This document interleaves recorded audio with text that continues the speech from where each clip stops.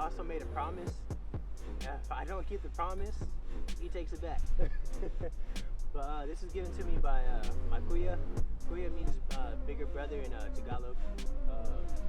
Real good family friend member. But yeah, this is his gift to me, and actually really excited to build upon it. All right, guys. So the power behind the E30 right now is a N20 B27, meaning that is the 20. That is the 2.7 liter. It is an inline six. Everything has been cleaned up. Broken parts have been replaced. Fluids have all been changed out. This motor is gonna remain stock. I was looking into building it because I was curious about what kind of power it can have.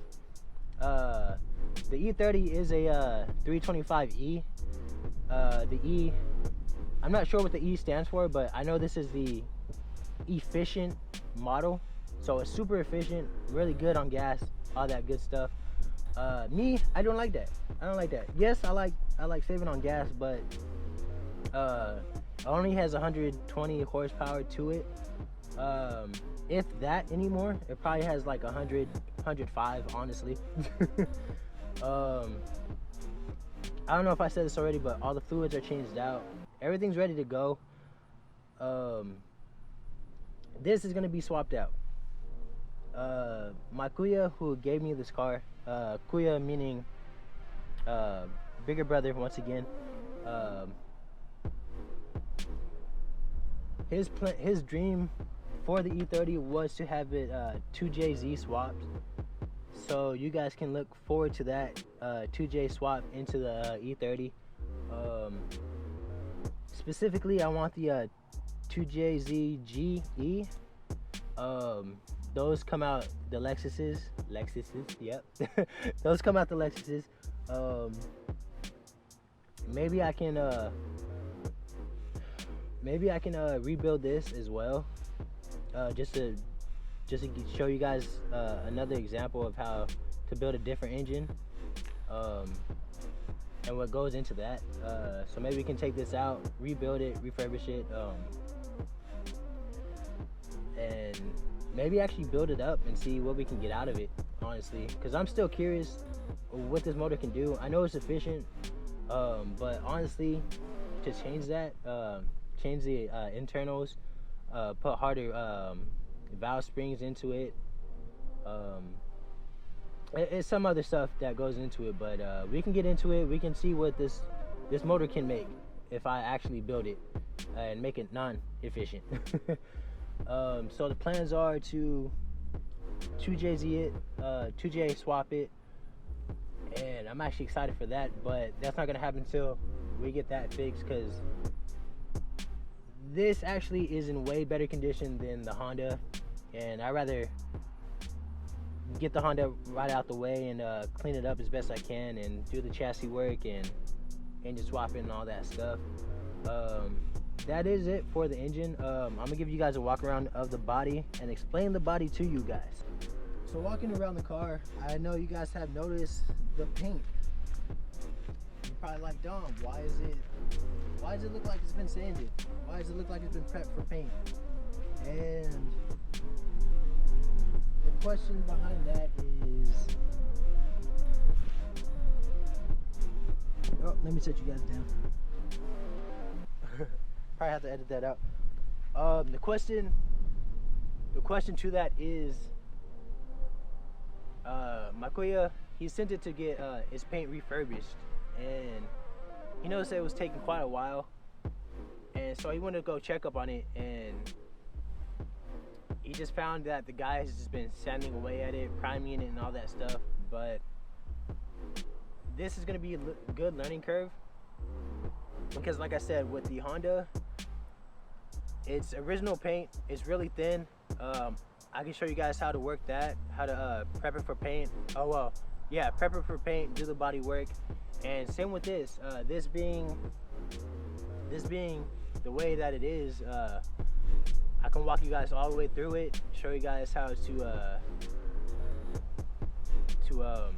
fix other people's mistakes, I guess, and get this looking nice and shiny and brand new again. So gonna do body work on this as well, and I know it actually needs new seals on the windows, so I'll show you guys. Well, I'll ask the guy if I can record him doing it, but I'll show you guys how to do that. I don't have the tools to take the windshield out, but the seals need to be replaced. But other than that, it's actually in good condition, no rust. I'm not sure if I showed you guys that, but there is rust on the Honda, on the corner panel, on the rear passenger corner panel, and that is the reason why I want to really inspect the undercarriage, just to see if it has rust or any major damage underneath it, because that's gonna decide whether I keep the Honda and actually work on it. But I'm thinking it's pretty good down there. It just needs to be cleaned up, maybe minor spots fixed, but I'm actually excited for both cars. Other than that, what else is there besides the body?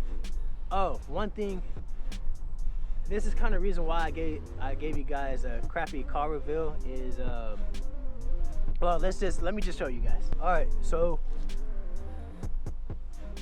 the reason why I gave you guys a kind of a half-assed car reveal. The E30 is down for right now, due to the fuel pump. It's all corroded. It's been sitting for about 3 to 4 years. So that's why I'm going in and fixing everything that I can. They do not make these anymore. The places that do have these is really expensive, but I have found one from ECS tuning. They have one for about like $300, so I'm gonna have to bite the bullet and get one of these, so I can go vroom vroom. Oh man, so I got this one and it is completely different. I guess these ones are off of the 87 model, which this is, but this is a late 87, so technically it's an 88. So as you can tell, these ones are straight lined in, and these ones are actually crossed, and that cross actually, I guess, slants it a little bit, so where it can have enough room to actually lock into place. This one, it just hits the bottom of the filter. We tried to rig it in, but it was no use, so I'm just gonna have to bite the bullet, like I said, which kind of sucks because all this does is it is an internal fuel pump, but all it does is sends volume to the external pump. So there's two pumps on this car. It's in-tank and one external, which is in front of the rear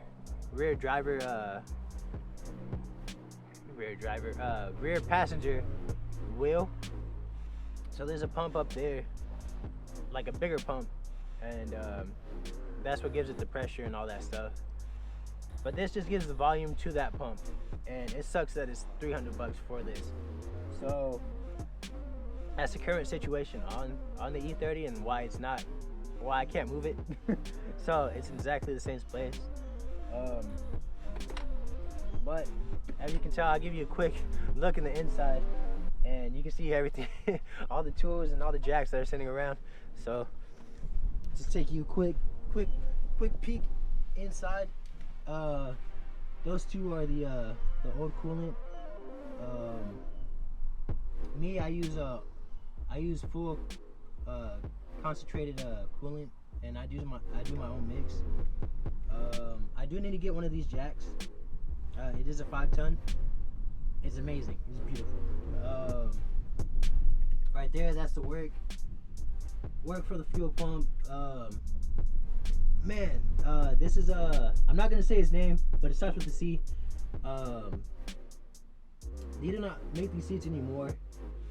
I do want to refurbish the seat, get it right back up and going. Um, really comfortable, hugs you really well. They don't make these. I'm gonna try to get in contact with them to see if we can do something about that, or if I can send this one to them and have them reholster it and fix the backing plate to it, because it is cracked. But other than that, it's already stripped from the inside. This has 165,000 miles on it, same as the EF. Everything does work. Everything is gutted. But it's actually a beautiful car. No rust whatsoever. The wheels, I'm not sure if anybody knows what these are. But these are a two-piece wheel.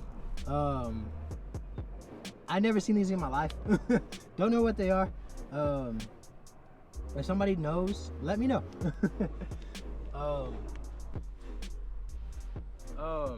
So just a recap. I gotta get the fuel system figured out. I'll give you guys a video on that when everything comes in. I already got the fuel filter, the external fuel pump. I just need the new hanger. Well, the correct hanger. Once I get that in, I'll do a video on that. But a quick sum up is E30 is gonna get 2J swapped. The EF is gonna get H22A swapped. Along with the EF, it's gonna be a full restoration of it, because it needs it. It's in bad shape. The engine has the worn out piston rings. I know the transmission, the throwout bearing is going out, and it just, the whole engine just needs to be refurbished.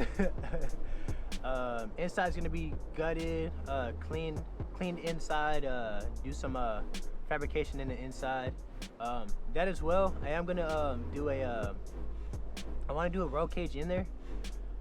The reason why I want to do that is because if I get hit in that thing, I am done. It's so lightweight and so thin. If I get hit on that thing, I'm completely done. So I want to have some extra protection. So I'll walk you guys through that, how to build a roll cage, how to prep it, how to build it, what material to use, and what different types there are. Because I'm gonna use a certain one for the EF and a certain one for the E30. But you know, thank you guys for watching. Videos will get better as we go.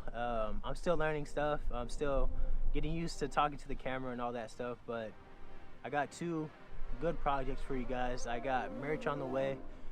We got 2 more designs in the works. We gotta find a supplier for the clothing, but we'll get that to you guys. We'll get you little knickknacks and stuff like that. I will leave, if you guys want to, I made an Instagram page for the EF and E30 for the page for Illumica in all. So I'll leave that in this description or on the screen somewhere. Just you know, thank you guys for watching. It will get better. I hope you guys tune in for both of the builds and all the amazing stuff that's about to happen. There's gonna be some real cool stuff. I want to plan events. Like I said, I want to help people. I want to do a whole bunch of things with this channel. I don't want to be just a channel. I want to make it more than that. But like I said, thank you guys. I really appreciate it, and there's gonna be a lot coming. So thank you. Stay tuned.